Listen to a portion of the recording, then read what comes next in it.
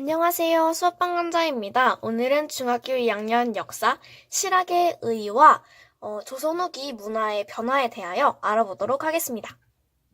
먼저 실학의 의의를 살펴볼게요.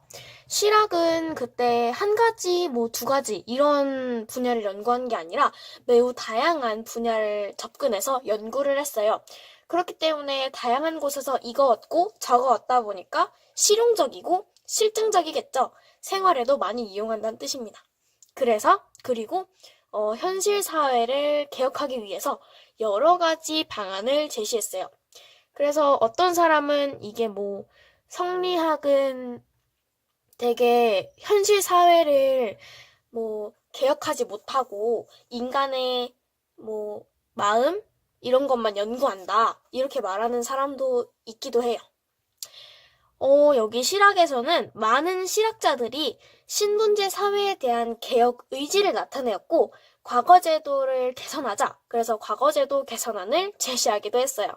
하지만 안타깝게도 이런 거는 반영하기가 되게 어려웠어요. 왜냐면은 정권에서 밀려난 실학자가 점점점 늘어나고 많아졌기 때문에 이런 거를 주장할 실학자가 별로 없었던 거죠. 신분제 사회에서 개혁을 주장할 때 어떤 걸 했냐? 노비제도를 개혁하자! 막 그런 것도 있었어요.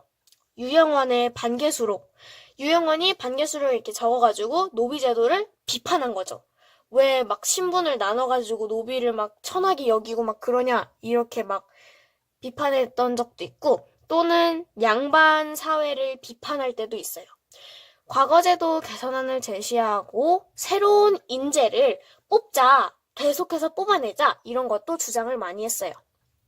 그리고 북학파, 저번에 북학파 뭐였죠? 상공업 중심의 개혁을 하자는 사람들이었죠. 그 사람들을 북학파라고도 했는데 북학파 실학 사상은 나중에 개화 사상, 이게 문을 열자 이 뜻이거든요. 다른 나라에게 문을 열어주자, 마음을 열자. 이것은 뭐예요? 선진 문물을 수용하자. 이제 외교를 통해서 여러 가지 문물을 받아들이고 발전하자. 이런 사상에 도움을 줬다는 겁니다. 그 다음 조선 후기 문화의 변화에 대하여 살펴보겠습니다. 먼저 국학이란 게 있는데요. 국학은 한마디로 우리 나라를 배우는 것, 나라에 대한 어떤 정보 이런 것을 교육하고 배우는 것을 국학이라고 하죠. 국학이 발달한 이유는요. 실학자가 우리 문화에 대한 자신감, 자부심을 가졌기 때문이고요. 또 하나, 이 실학은 현실 사회에 굉장한 도움을 줬다고 했잖아요. 그러다 보니까 현실에 관심을 가지기 시작한 거예요. 그렇기 때문에 이게 총 두 가지 이유고요. 국학에는 크게 네 가지로 나뉩니다. 역사, 지리, 국어, 백과사전 이렇게 나뉘는데요. 역사 부분에는 누가 발달을 시켰냐 보니까 안정복, 유득공이라는 사람이 있었네요. 안정복은 동사강목이라는 걸 저술하였는데요. 이게 동사강목은 고조선부터 고려까지의 역사를 정리해 놓은 거고요.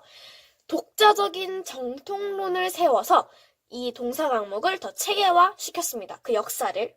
그리고 유득공은 조금 유명한데요. 유득공은 발해고를 저술했죠. 근데 이 발해고는 제목 그대로 그냥 발해의 역사를 우리의 역사로 체계화할 것을 계속해서 강조했던 인물입니다. 그리고 지리, 땅 부분에서는 이중환, 김정호 등이 있었는데요. 이중환은 택리지를 저술했어요. 이 택리지가 뭐냐면은 각 지방에 자연환경이라던가 아니면은 사람이라던가 산, 풍산, 풍속, 물산 이런 것을 자세하게 적어놨다고 해요.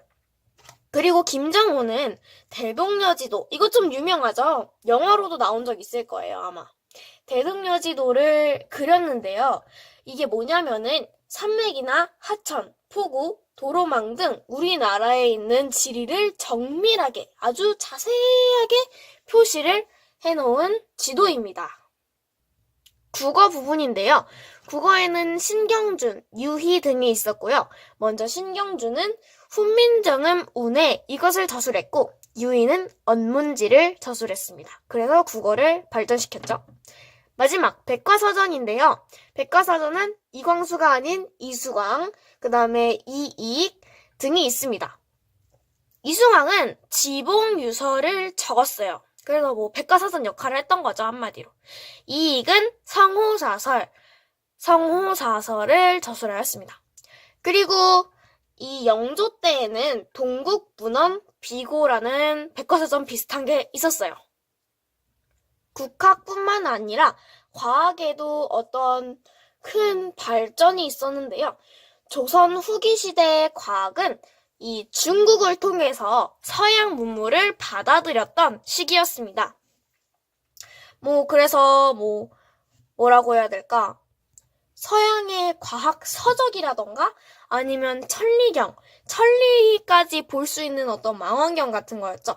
그 다음에 자명종, 지금 시대 같은 경우에는 알람, 이런 것들을 다 얻어왔다고 합니다.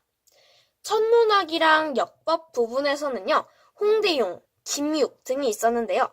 홍대용은 지구가 자전한다는 가설을 논리적으로 설명하였다고 합니다. 이건 가설도 아니죠. 지금은 사실로 밝혀졌지만 옛날에 이거를 발견했다는 게 정말 대단한 일이죠. 김육은 저번에 제가 설명은 안 드렸었지만 대동법 할 때 한번 제가 들어본 이름이었거든요.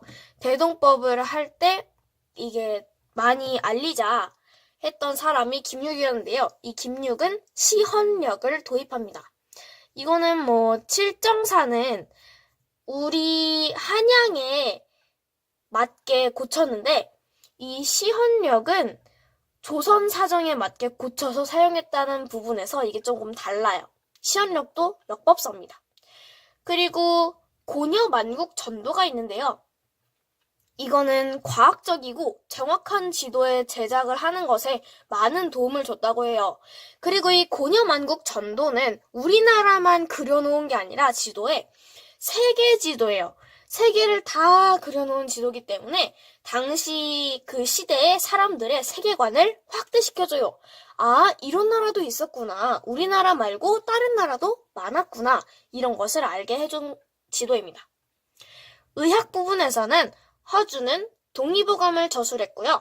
이재만은 사상의학. 이 사상의학이 뭐냐 하면은 사람의 체질을 4가지로 나눠요. 태양인, 태음인, 소양인, 소음인 이렇게 4가지로 나눠서 병을 치료할 때 태양인은 같은 질병인데도 태양인은 이거 하세요. 그 다음에 소양인은 너는 태양인이랑 다르니까 넌 이거 해.